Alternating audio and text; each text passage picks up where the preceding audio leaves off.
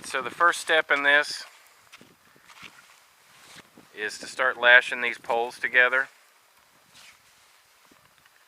And basically all we've got is 4 poles, 2 long, 2 short. You want to leave a little bit of the ends longer so that you've got handhold for someone who's carrying it. And just use some basic hitch knots in order to bind it together. And you can even make notches to fit the 2 pieces of wood together if you're worried about them slipping out over long distances.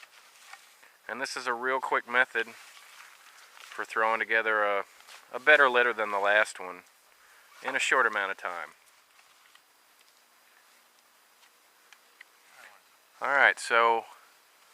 Don't do it yet, I don't really know. Okay.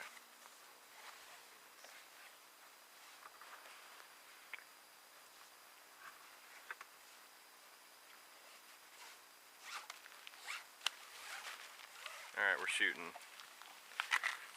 Alright, so basically what Alex has done here is we're going to throw together a girth hitch on one side and attach it, and then we'll tie that trail end off to make it more secure, and we're just going to loop these back and forth real quick like.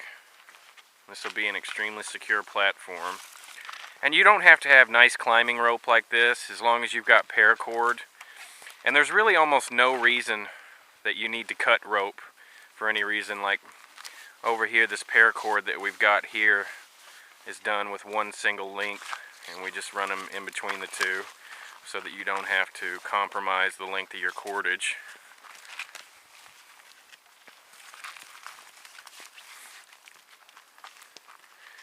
As you can see, I mean, in basically a minute's time, we've almost got the whole thing together.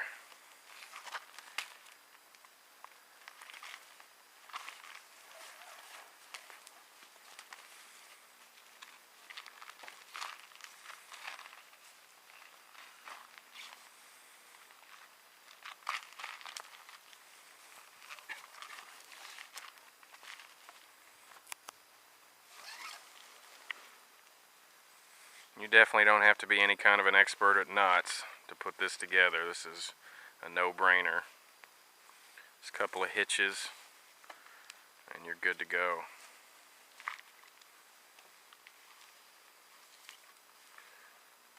A couple of overhand knots or a square knot to finish it off. Nothing fancy.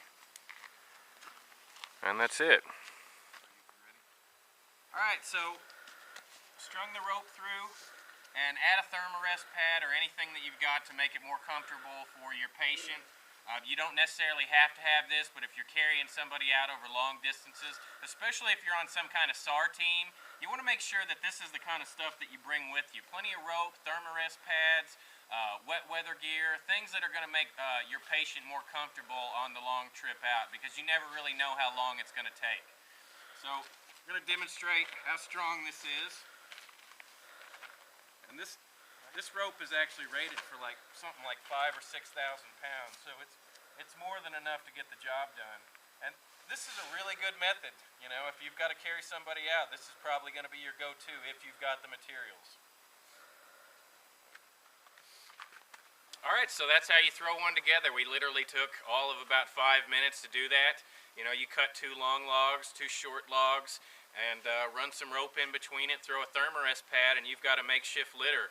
If you're really handy, you can even make the long ones a lot longer than normal, and if you're carrying a rucksack, you can literally run those into your rucksack and carry them right on your hip belt so that all the weight is supported on your rucksack instead of your arms. So there's a lot of different methods.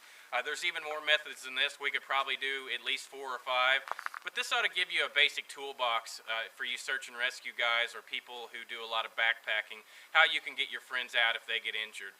Please help support us by subscribing, and if you've got any kind of commentary on wilderness medicine, you know, don't hesitate to drop it. Thanks.